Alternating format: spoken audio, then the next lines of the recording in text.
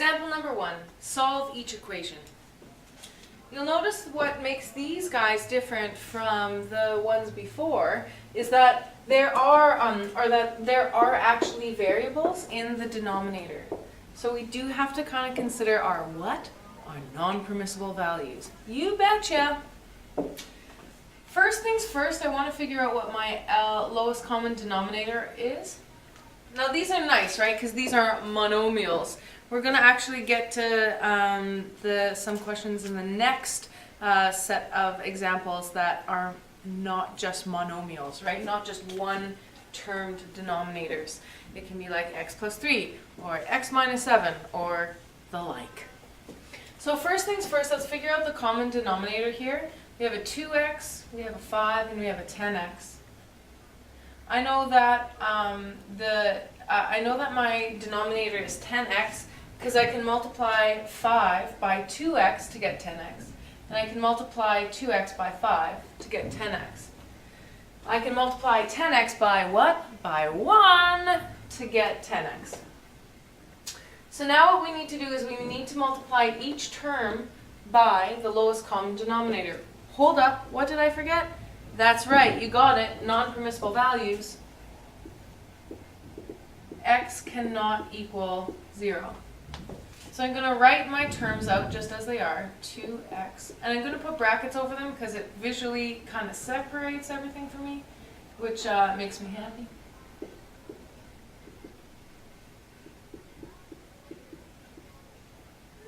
And I'm going to multiply through by the lowest common denominator. I'm just going to put over 1 here just so that it makes a little bit of sense. Or it's a little bit more consistent. I'm going to change this up a little bit. I'm going to move the minus sign here. And I'm going to multiply by 10x again. And I'm going to multiply by 10x over 1 again. Now here's what we can do. We can cancel out things. The x and the x cancel. And I know that 2 goes into 10 5 times. With this one, the 5 cancels with the 10. 5 goes into itself once, goes into 10 twice. 10x cancels with 10x, so we're left with just 1 here. So, if I were to simplify it a little bit more, we have 5 times 1. The denominator is actually just 1, so it's just 5 minus 2 times x times 2. Well, that is just going to be 4x equals 1.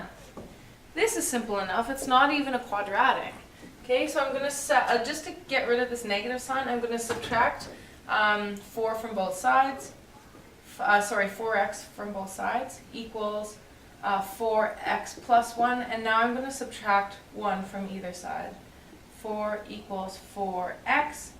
If 4 equals 4x, then x just equals 1. So we know that x equals 1. Now we need to revisit our non-permissible values. It says x equals 1. That's our solution. The only values that x can't be are 0. We have no problem with that, okay? We have just done verification right here. What we can do is we can plug in x minus 1 into the original part of the equation to the left-hand side, and then plug it into the right-hand side, and then see if they equal each other.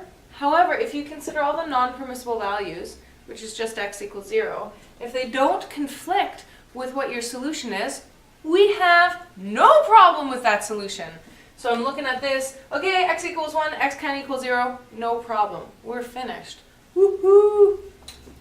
On to the next one.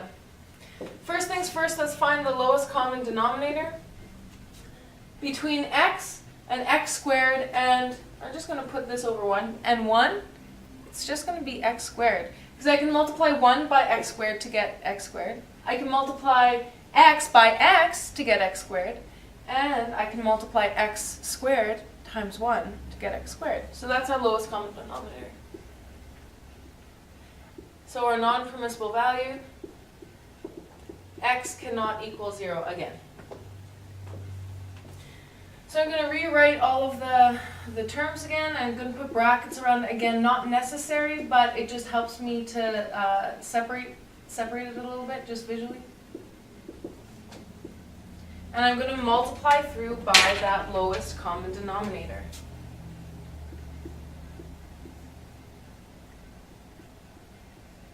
And I'm not going to put it over 1 this time, though I could. Baby steps into being able to think about it a little bit quicker.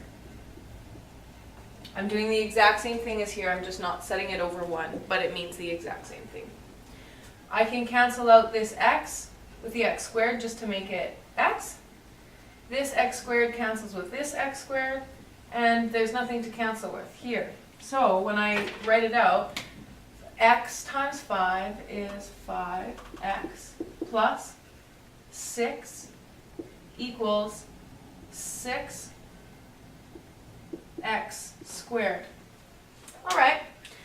So I'm going to isolate that quadratic, and I don't want the first term to be negative because that's just annoying, okay?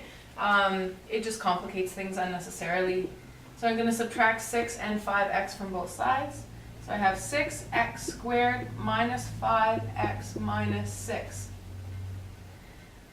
The two numbers that I need in the middle here have to multiply out to negative 36 and add up to 5.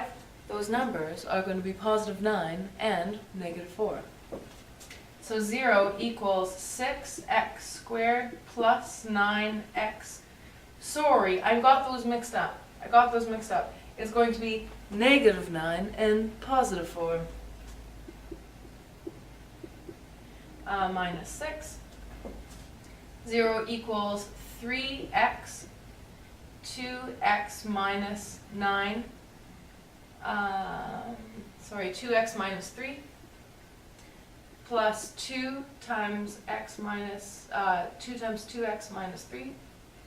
So 0 equals 3x plus 2 times 2x minus 3.